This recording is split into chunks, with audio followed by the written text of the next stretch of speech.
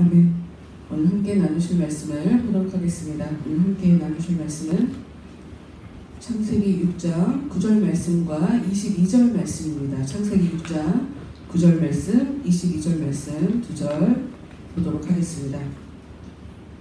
읽겠습니다. 이것이 노아의 족본이라.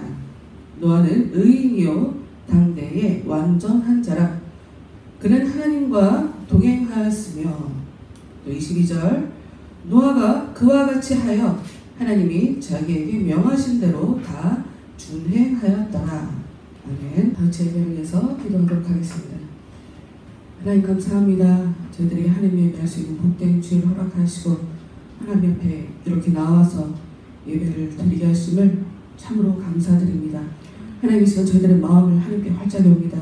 하늘의 문을 활짝 여시고 풍성한 은혜로 저희들 가운데 함께하여 주시옵소서. 하나님의 백성답게 다시 한번 그 은혜를 충만히 받아서 하나님의 백성으로 새롭게 태어날 수 있는 복된 시간 되도록 온전히 성령께서만 끝나는 시간까지 우리의 예배를 주관하여 주시옵소서.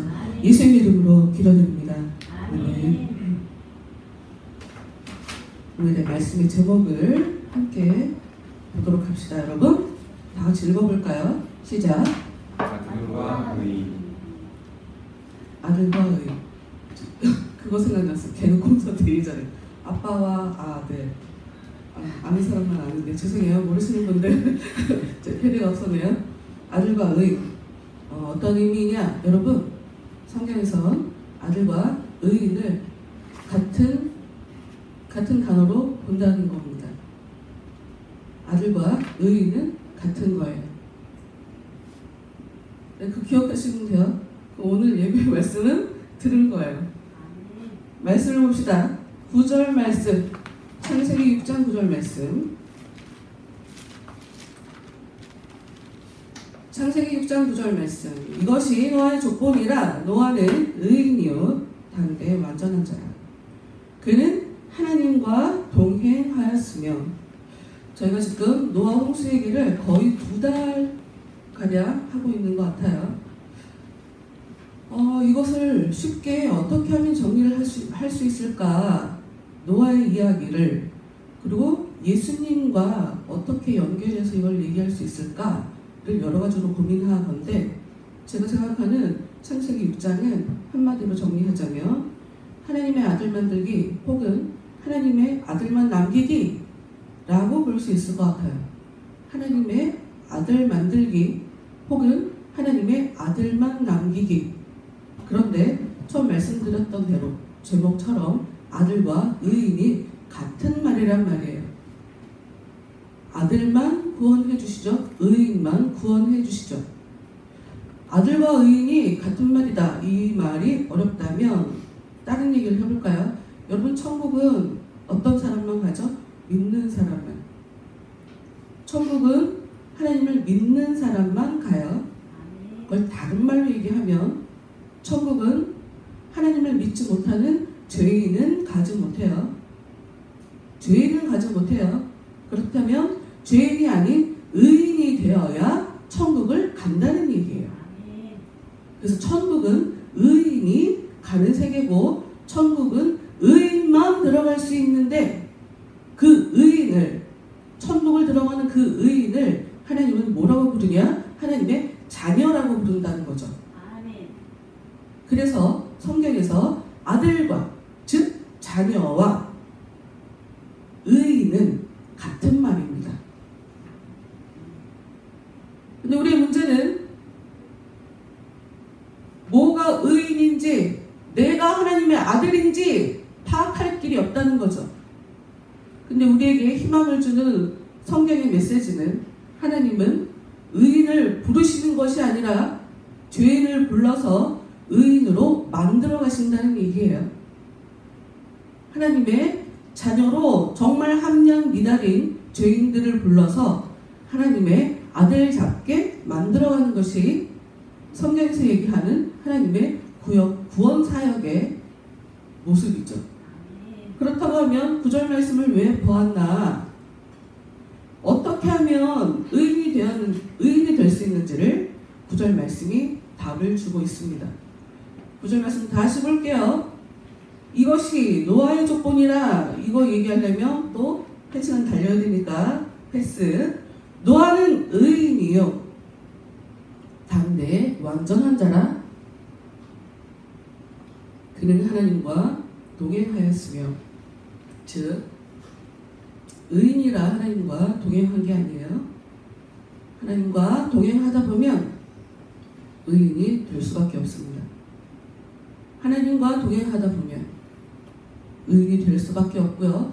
불완전한 인간을 완전하게 해주시는 것도 하나님이세요. 좀 더 구체적으로 얘기하면 성령이시죠. 성령. 여러분 성경 가지고 계시죠? 네. 다시 예전에 봤던 6장 3절 말씀을 볼 거예요. 6장 3절 말씀.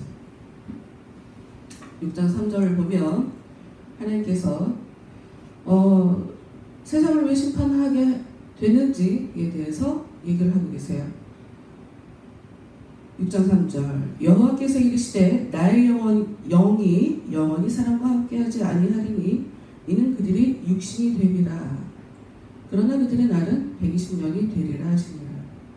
여기에 나의 영이 영원히 사람과 함께하지 아니하리니 라고 이야기하는 것은 정확하게 얘기하면 함께하지 라고 하는 이게 그냥 같이 머물러 있는다, 그 옆에 있는다 이런 의미를 가지고 있는 단어가 아니에요. 기본적으로 이 단어는 심판하다라는 의미를 갖고 있고요. 다투다, 변호하다라는 의미를 갖고 있어요. 왜냐하면 성령께서 우리 안에 오시면 어떤 일이 벌어지면 우리를 심판하시기 시작해요. 성령이 우리한테 오시면 우리 양심이 살아나요. 그래서 내가 죄가 아니었던, 전에는 내가 이 죄인 건 줄 몰랐는데 뭐가 죄인지를 알게 돼요. 지금 그 사람은 왜 전에 내가 죄인인지 몰랐다가 내가 죄인이라는 걸 인식하게 되나? 내 안에 찾아오신 그 성령께서 나를 계속적으로 책망하고 심판하고 계시기 때문에 내가 죄인인 것을 알게 되는 거예요. 그래서 이 단어는 심판하다라는 그런 의미를 가지고 있죠. 그리고 또 이 단어에는 다투다라는 의미를 갖고 있어요. 다투다. 여러분 성령께서 우리 안에 찾아오시면 어떤 일이 벌어지냐? 전에는 쉽게 하던 아무렇지도 않게 하던 그 행동들이 불편해지기 시작합니다. 내 마음에 갈등이라는 것이 일어나요. 교회 다니는 거 별로 중요하지 않단 말이에요. 근데 성령께서 역사하시면 교회 한 번 빠지는 것도 마음속에서 불편함으로 역사하기 시작하죠. 다른 말로 내 안에 있는 세상에 사로잡혀서 세상대로 살아가려고 하는 내 자아가 있고요. 이제 막 찾아오셔서 성령께 지배를 받게 되는 새롭게 태어난 하나님의 아들이 있단 말이에요. 그 또한 우리는 그냥 보통 자아라고 하는데 이 두 마음이 싸우게 돼요. 그래서 이 성령이 우리 안에 찾아오시면 내면에 갈등이라는 것을 하게 됩니다. 그래서 내면의 갈등 없이 신앙생활을 한다? 이상하신 거예요. 왜? 우리는 모두 다 죄인일 때 부름 받는단 말이에요. 죄인이 갑자기 성령께서 찾아오셨어요. 죄인의 마음 가운데 성령이 찾아오셨어요. 어떻게 부딪힘이 일어나지 않겠어요? 이상한 거예요. 일어나요. 불편해야 돼. 내가 이렇게 살면 안 되는데? 이거는 아닌 것 같은데? 내가 어저께까지는 이 행동이 괜찮았는데 오늘은 너무 불편해. 이런 마음의 불편함들이 일어나요. 이것은 바로 성령께서 내 안에 있는 이 못된 마음과 지금 다투기 때문에 일어나는 결과예요. 또 하나, 이 함께 한다라고 하는 이 단어 속에 변호하다라는 의미가 있어요. 이게 무슨 얘기냐 여러분. 그래서 이게 쉽지 않은 얘기일 수 있어요. 그래서 이 말씀을 보려면 우리가 로마서를 좀 봐야 돼요. 로마서는 신약성경에 있어요. 신약성경에 있어요 여러분. 로마서 8장 말씀을 보겠습니다. 혹시 성경책을 안 가고 보시는 분이 저 뒤에 성경책 없어요? 네, 있어요? 네, 있어요. 네, 오케이. 로마서 8장 말씀 볼 거예요.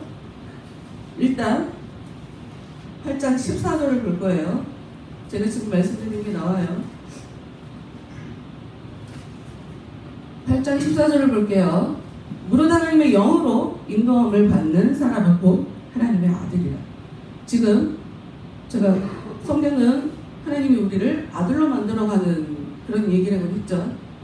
그 아들이 되어가는 방법, 아들이 되는 방법을 정확하게 지금 14절이 얘기를 하고 있어요. 무릇 하나님의 영으로 인도함을 받는 사람은 곧 하나님의 아들이라. 그래서 2달 동안 우리가 노아의 이야기를 보면서 하나님이 사람들이 육신이 됐어. 그래서 내가 더 이상 그들과 함께 하지 않겠어 라고 하는 이야기는 지금 우리가 본 로마서 8장 14절에 하나님의 영으로 인도함을 받아야 하나님의 아들인데, 하나님의 영으로 인도함을 받는 게 아니라 그냥 육신의 문제만 가지고, 육신에 대한 관심만 가지고 육신으로만 살아가는 그 사람들이니 더 이상 걔네들한테 힘이 없어, 희망이 없어. 걔네들은 이제 자기들 마음대로 하면서 살아서 결혼도 자기들 마음대로 하고 자기가 하고 싶은 대로 하기 때문에 자식을 낳아도 세상적인 육신으로만 그런 아이들을 낳아. 그러니 쟤네들을 정리할 수밖에 없어. 이러고 나오시는 거예요. 하나님의 영으로 인도함을 받는 것이 바로 하나님의 아들이에요. 하나님의 영으로. 그런데 뭐가 문제냐? 15절, 16절 봅시다. 15절, 16절. 너희는 다시 무서워하는 종의 영을 받지 아니하고 양자의 영을 받았으므로 사람 안에 영이 지금 두 가지가 있다고 얘기를 하고 있어요. 종의 영과 양자의 영. 종. 하나님의 종을 얘기하는 게 아니에요. 사단의 종으로 살아가고 있는 육신적인 사람들을 얘기하고 있는 거죠. 사단의 종 노릇하고 있는 사람들은 주인이 사단이에요. 자기는 몰라요. 근데 무의식은 알겠죠. 자기 영혼은 알고 있겠죠. 그래서 하나님을 무서워할 수밖에 없어요. 그런데 다른 영, 즉 양자의 영, 하나님의 영을 양자의 영이라고 얘기해요. 양자, 즉 아들을 만들어가는 거죠. 양자지만 법적으로 자기 아들이다 하고 인정을 받는, 친자와 양자를 구별하지 않는, 법적으로 아들로 받아주시는 게 바로 양자인데, 양자를 만들어가는 영이 바로 성령이라고 얘기해요. 그래서 그런 사람들은 하나님을 뭐라고 부르게 하냐? 뭐라고 부르게 되냐면 아빠, 아버지라고 한다는 거죠. 하나님의 영을 받으면 하나님을 아빠라고 하게 된대요. 아버지라고 얘기하게 된대요. 반대말로 내가 아들이구나, 내가 자녀구나를 생각하게 된다는 거죠. 내가 하나님의 아들인지 모르겠어요. 성령께서 역사해주지 않아서 그래요, 여러분. 기도하시면 돼요. 기도하는 자에게 하나님께서 은혜를 안 주실 이유가 없어요. 우리는 그 정도로 저주로 똘똘 뭉친 그런 인간이 아니거든요. 여기까지 왔다는 건 하나님께서 여러분에게 지금 하나님의 아들이 될 수 있는 기회를 주고 있다는 뜻이에요. 그래서 그냥 내 안에 그냥 하나님에 대한 인식이 없을 뿐이야. 하나님을 인정해드리는 그 마음이 아직 작을 뿐이에요. 아직 그게 느껴지지 않을 뿐이에요. 그건 내가 어떻게 할 수 있는 게 아니에요. 구하셔야 돼요. 은혜가 여러분 안에 찾아가셔야 돼요. 더 이상 내 육적으로 살아가지 않고 내 영혼에 좀 관심을 두면서 내 영혼을 아름답게 값지게 만들겠다 하고 여러분이 결단하시면 하나님께서 여러분에게 은혜를 베풀어 주시기 때문에 성령을 받으시면 그래, 은혜가 모자라서 그래, 성령이 내 안에 아직 덜 찾아오셔서 그래, 내가 그분께 아직 지배를 안 받아서 그래, 그렇게 이해하시면 돼요. 하나도 어렵지 않아요. 우리는 저보다 죄인이기 때문이죠. 그런데 16절, 이것이 중요해요. 16절, 성령이 친히 우리의 영과 더불어 우리가 하나님의 자녀인 것을 증언하시나니, 아까 하나님의 성령이 변호한다는 그런 개념을 갖고 그런 뜻을 갖고 있다는 것을 창세기에서 보고 오셨어요. 근데 이 말씀을 보니 성령이 우리 안에 어떤 것을 하시냐? 우리 안에 오시면 어떤 것을 하시냐? 이 사람이 하나님의 자녀라는 것을 하나님 앞에 변호해 준다는 거예요. 변호. 즉 법적인 상황에 이 사람 편에 서서 이 사람을 죽이지 마세요. 이 사람을 구원해 주세요. 이 사람을 제발 용서해 주세요. 라고 하는 것을 누가 하시냐? 여러분의 찾아가시는, 여러분 안에 찾아가시는 그 성령께서 여러분을 변호해 주신다는 거예요. 다른 사람이 하는 게 아니에요. 내가 믿지도 않고 내가 의지하지도 않는 그 예수님이 여러분을 변호해 주는 게 아니라 여러분이 받아들인 그 성령, 여러분 안에 찾아간 성령, 그 성령이 나와 더불어 하나님 앞에서 제발 이 사람을 살려주세요 하고 하나님 앞에 나를 변호해 주신다는 거죠.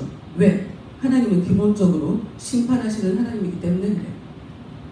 하나님은 죄를 용서하시지 않는 그런 분이시기 때문에 그래요. 다시 이 말씀을 한 말씀 더 보고 8장 19절 말씀 봅시다. 여러분 혼자만이 아니에요. 여러분이 하나님의 아들이 되는 것은 여러분의 무의식이나 무슨 여러분의 영혼만 간절히 사모하는 모습이 아니라 8장 19절 말씀, 피조물이 고대하는 바는 하나님의 아들들이 나타나는 것이니 피조물이 허무한데 굴복하는 것은 자기 뜻이 아니요 오직 굴복하게 하시는 이로 말미암습니다. 이게 무슨 얘기냐면 사람들이 죄를 지으면서 피조세계가 전부 다 죄로 문들게 됐어요. 그래서 이 피조세계는 제발 하나님의 아들이 나타났으면 좋겠다라는 그 소망을 가지고 사람들에게 굴복하며 산대요. 이 얘기는 무슨 얘기냐?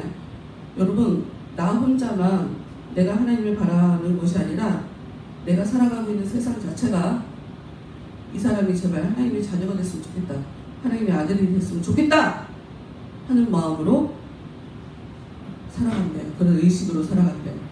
지금 성경이 얘기하고 있어요.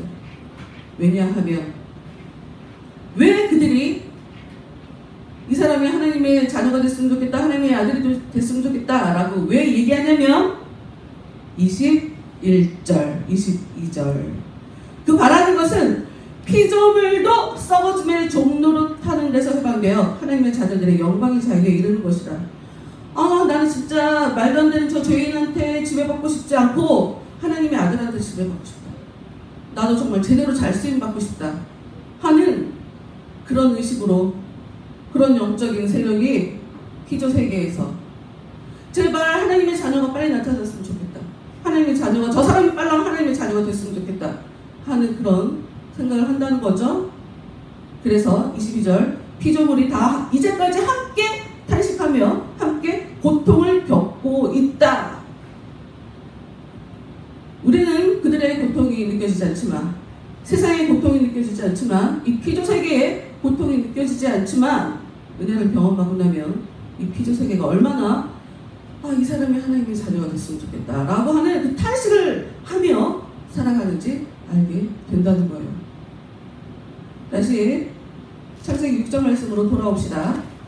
여러분 창세기 6장에 보면 오늘 본문 말씀에 6장 9절의 말씀이 나오기 전까지 매 구절마다 사람 1절, 2절, 3절, 4절, 5절, 6절, 7절까지 사람이라는 단어가 계속 나오고 있어요.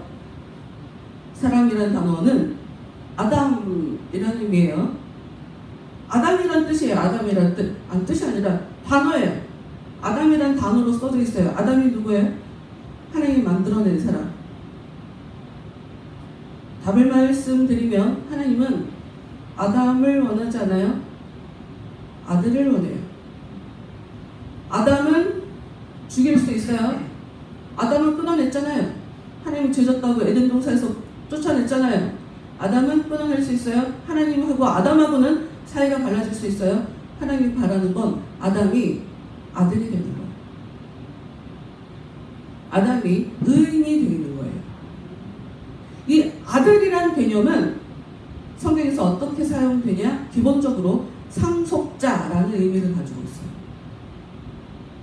하나님이 우리를 아들로 만들어 주신다 하는 그 이야기는 그래서 무슨 뜻이냐? 하나님이 우리에게 하나님의 것을 상속해 주시겠다 하는 의미를 갖고 있어요. 여러분, 아들이 되셔야 복을 받을 수 있어요. 아들이 되셔야 복을 누릴 수 있어요. 그냥 사람으로 살아가서는 하나님이 주신 그 복을 제대로 받으실 수 없어요, 여러분. 6장 1절 볼게요. 사람이 땅 위에 번성하기 시작할 때에 그들에게서 딸들이 나니. 2절 하나님의 아들들이 사람의 딸들의 아름다움을 보고 자기들이 좋아하는 모든 여자를 아내로 삼는지라. 여러분, 지금 2절이 딱 하나님은 사람한테는 별 관심이 없어요. 하나님의 아들한테 관심이 있단 말이에요. 근데 하나님의 아들이 사람이 됐단 말이에요. 6장 2절 하나님의 아들들이 사람의 딸들의 아름다움을 보고 자기들이 좋아하는 모든 여자를 아내로 삼는지라. 그래서 4절 당시의 땅에 네피림이 있었고 그 후에도 하나님의 아들들이 사람의 딸들에게로 들어와 자식을 낳으니 그들은 용사라 고대의 명성에 있는 사람들. 아들이 사람과 결혼해서 사람이 되어버렸어요. 사람을 낳아버렸어요. 그래서 하나님의 희망이 없어서 지금 다 노아를 남겨놓고 다 죽여버리고 있는 상황인 거예요. 그런데 그래서 6절에 땅에 사람 지으셨음을 한탄하시고 7절에 이르시되 내가 창조한 사람을 내가 지면에서 쓸어버리되 하나님은 사람은 죽이세요. 근데 하나님이 살려주신 의인은 노아는 어떤 사람이냐? 6장 9절 노아가 의인이었대요. 왜 의인이었는지 이런 것에는 우리는 관심을 둘 필요가 없어요. 왜 노아를 의인이라고 했을까? 이것에 관심을 둘 필요는 없어요. 나한테 관심이 있어야 돼요.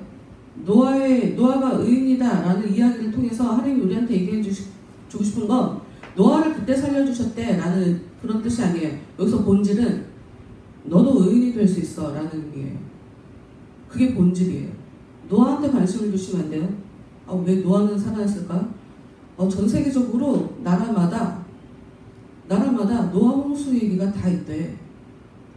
그럼 그 기독교에서 그냥 외국 거를 갖다가 타 종교의 그 문화를 갖다가 노아 홍수 얘기를 만들어낸 게 아닐까? 뭐 이런 식으로 생각하는 실제로 학자들이 그런 사람들이 있거든요. 다 의미 없어요, 여러분. 의미가 없고요. 내가 의인이 되는 것에 관심을 두셔야 돼요. 어떻게 우리가 초점을 맞춰야 되나? 노아는 의인이요 당대의 완전한 자라. 그는 하나님과 동행하였으며. 동행한다는 것에 초점을 맞춰야 돼요. 하나님과 동행하면 의인이에요.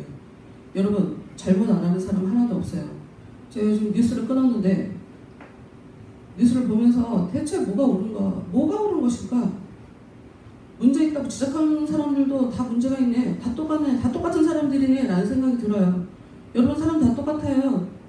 더 잘난 사람, 더 못난 사람이 있는 것처럼 보이죠, 우리 눈에는. 근데 그건 우리 눈에 그냥 지극히 협소하고 너무 부족하고 근시안적이고 이기적인 무지한 우리들의 눈에 그럴 뿐이고 하나님이 보실 때는 전부 다 죄인이에요. 그러니 우리가 할 수 있는 건 하나님과 끊임없이 동행하는 것. 하나님, 저는 부족한 게 많아요. 하나님, 저는 문제가 많아요. 하나님, 저는 지지리도 복이 없어요. 하나님, 저는 왜 이렇게 하고 싶은데 되는 일이 없을까요? 항상 하나님과 동행하려고 여러분 마음에 결단을 하셔야 돼요. 왜냐하면 이 아들이라는 단어는 하나님과 관계 안에서만 인정되는 단어이기 때문이에요. 하나님이랑 온전한 관계를 이루지 않으면 우리는 하나님께 아들이다 하는 칭찬을, 그런 인정을 받을 수가 없어요. 받으시려면 하나님의 너는 내 아들이다 하는 그런 인정을 받으시려면 1차적으로 아까 말씀드렸던 대로 우리 안에 성령께서 찾아오셔야 돼요.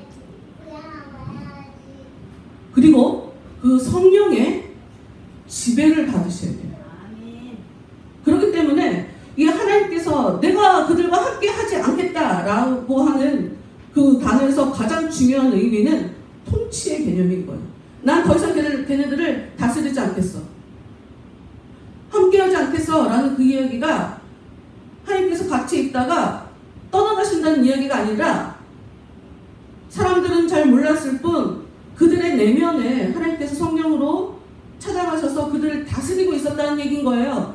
그런데 내가 다스리고 있는데 그래서 자꾸 쟤네들이랑 싸우고 있는데 자꾸 마음에 불편함을 주고 있는데 걔네들이 자기 마음 편한 대로 살고 싶어해. 불편한 거를 쉽게 버려버리고 자기 편한 대로 살고 싶어해. 나의 지배를 받지 않아. 내 뜻대로 움직여주질 않아. 자기 마음에 끌리는 대로 자기가 좋아하는 대로 살아. 더 이상 함께 할 이유가 없지. 이러고 떠나가시는 거거든요. 성령께서 우리에게 찾아오신다는 의미는 나와 함께 하신다라는 의미가 아니에요. 단순하게 나를 다스린다는 의미예요. 그러니까 내가 하나님의 자녀가 된다라는 의미는 어떤 의미냐면 내가 하나님께 굴복해서 산다. 쉽게 말해서 하나님의 말을 잘 듣고 산다 하는 그런 이야기죠. 그래서 오늘 함께 읽은 본문 말씀 6장 22절 말씀. 노아가 그와 같이 하여 하나님이 자기에게 명하신 대로 다 준행하였더라. 노아가 성격이 좋다. 이제까지 어떻게 살았다. 그게 중요한 게 아니에요. 이 사람이 의인이란 증거는 어디서 나오냐? 하나님이 노아에게 배를 만들어 이렇게 만들어 라고 얘기하셨어요. 그런데 말씀한 그대로 노아는 하나님의 말씀대로 배를 만들고 동물들을 그 안에 집어넣고 같이 먹을 양식도 채워놓고 하는 하나님께서 시키는 대로 구체적인 사항을 하나 움직였어요. 실행했어요. 그게 바로 이 사람이 의인이란 증거고 이것이 바로 이 사람에게 하나님이 아들이라고 부르실 수 있는 자격이 있다는 증거고 또 다른 말로 이 사람은 하나님께서 구원할 만한 자격이 있다는 얘기예요. 하나님은 아무나 구원해 주시지 않아요, 여러분. 구원할 자격을 시험해 보세요. 얘가 정말 내가 구원할 만한 자격이 있나? 그래서 우리한테는 이 땅을 살면서 어떠한 일이 벌어지냐? 수시로 넘어지는 상황이 그래서 일어나는 거예요. 어려운 일을 통해서 하나님은 하나님의 자녀만 구원해 주기 때문에 다 필요 없어요. 이제까지 어떻게 살아왔는지도 필요 없고요. 지금 현재 하나님의 자녀가 돼서 앞으로도 내가 하나님의 자녀로 살 거예요 라고 하는 그 사람의 방향만 중요하기 때문에 지금 현재 모습이 중요한 게 아니고 앞으로 그 사람이 어떻게 살아가게 될지를 그 방향이 중요하기 때문에 그것을 보고 그래 지금 못해도 상관없어 앞으로 잘하면 되니까 하고 하나님께서 도와주시고 구원해 주시는 거란 말이죠. 이 아들이다 하는 그런 의미는 하나님의 언약 안에 머물겠다 하는 그런 의미예요.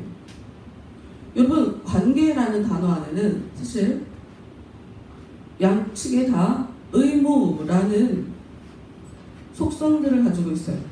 뭐냐?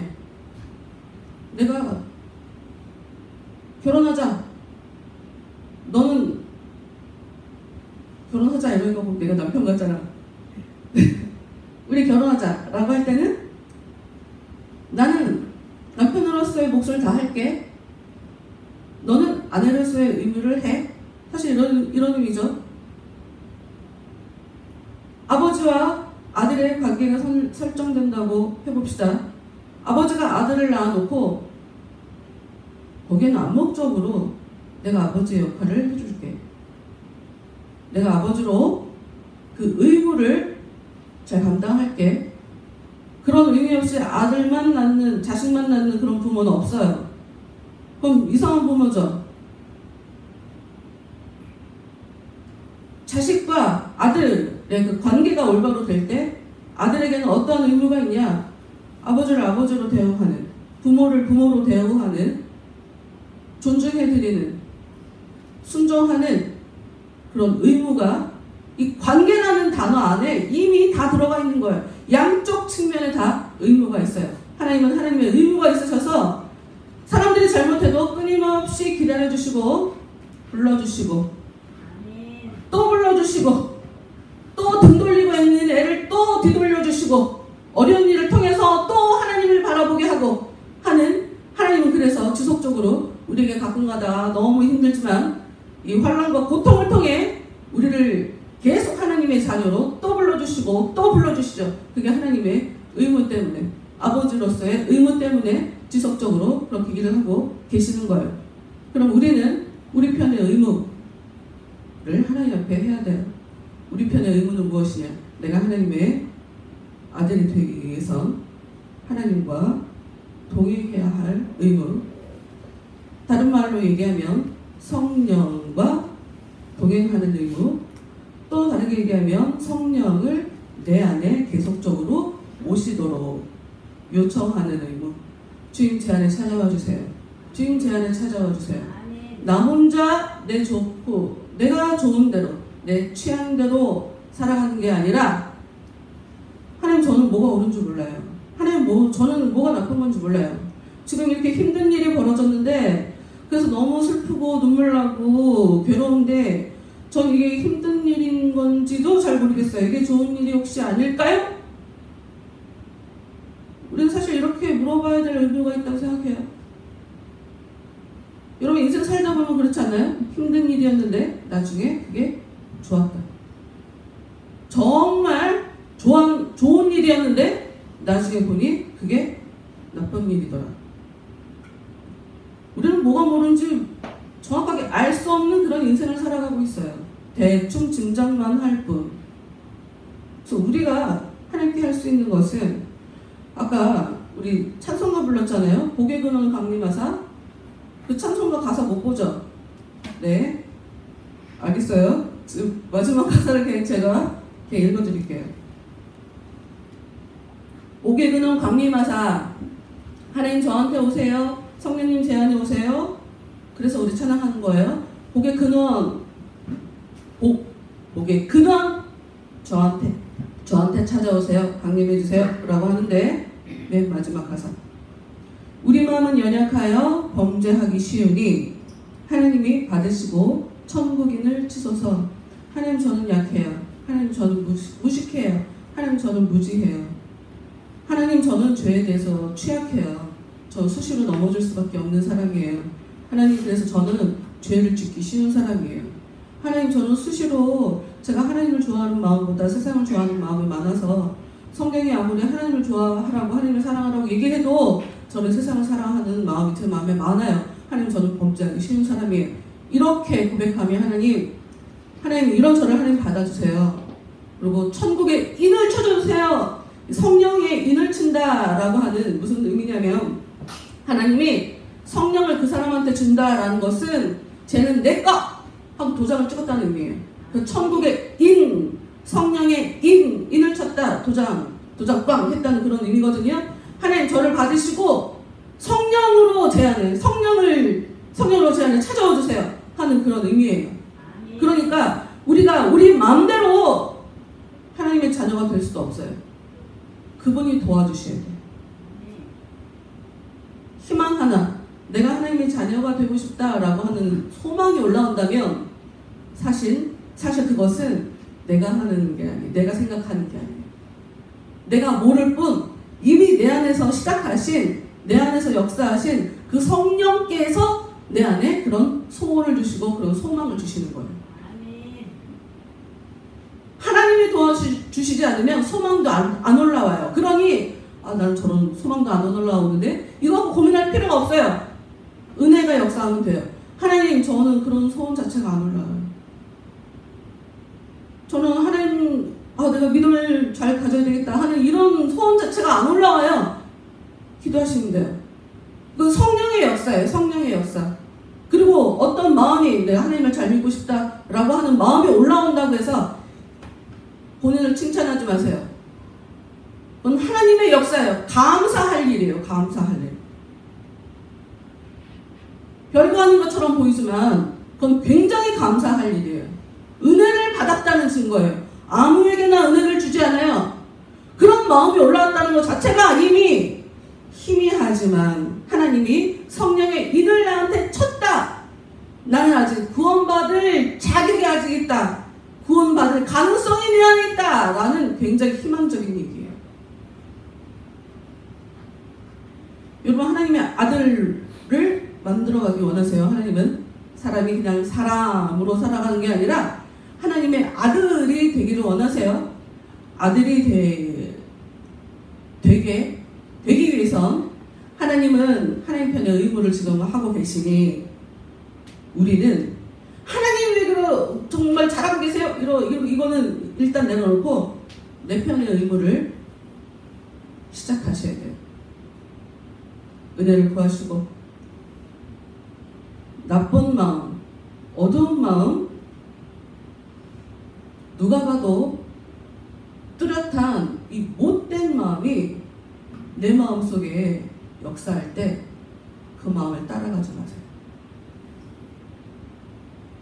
성령의 지배를 받는다는 건, 성령의 인도를 받는다는 건 그 선한 마음이 나를 더 선한 행동을 하게 하는 거예요. 선한 마음이 나로 하여금 더 선하게, 우리의 마음을 그래서 우리는 수시로 분별해야 될 필요가 있어요. 근데 여기 또 하나, 우리의 마음을 들여다보고 우리의 삶을 들여다보는 이 분별하는 것도 우리가 할 수 있는 게 이건 은혜가 와야 돼요. 이거야말로 성령이 하세요. 좀 더 정확하게 얘기하면 여러분 마음에 찾아간 그 성령이 여러분의 삶을 돌아보게 만들고 뭐가 옳은 건지 뭐가 그른 건지를 정확하게 알 수 있도록 도와주세요. 그래, 우리가 할 수 있는 건 기도밖에 없어요. 수시로 기도하는 거죠. 여러분 기도가 어려운가요? 기도하는 시간을 따로 이렇게 골방에 들어가서 수시로 기도할 수 있어요. 수시로 기도할 수 있어요. 여러분 진심만 가지고 기도하시면 돼요. 하나님 저한테 은혜를 주세요. 하나님 저한테 은혜를 주세요.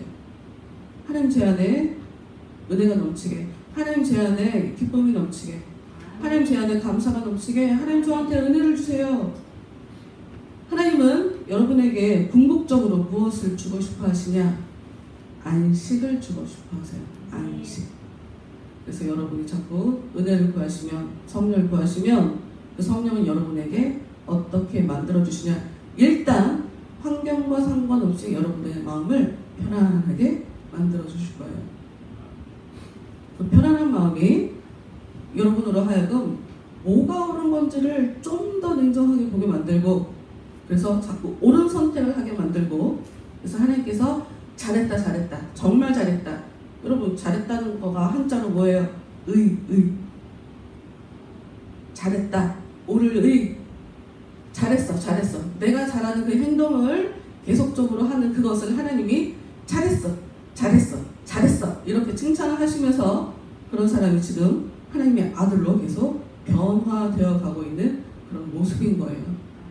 여러분의 마음속에 나 잘했는데, 내 은혜로 잘 살았는데 하고 올라오는 이 뿌듯함, 악한 것이 착각하게 하는 것일 수도 있겠지만 하나님께서 역사하신다면 그것은 바로 하나님이 여러분을 칭찬해주고 계신 그런 모습인 거죠.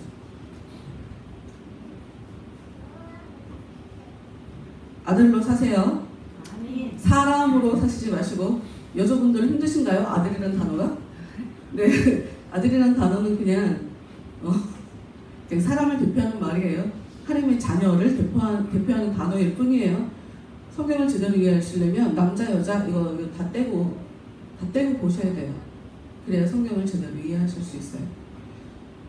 여러분, 하나님은 여러분이 구하고 찾고 두드리는 대로 은혜를 반드시 주십니다. 반드시 주십니다. 우리 찬양합시다.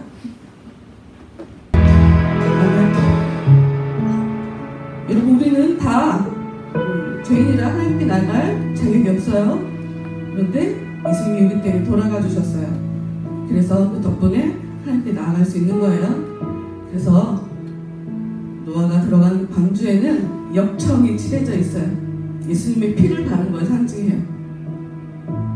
예수님의 피 때문에 구원받을 수 있었던 거죠.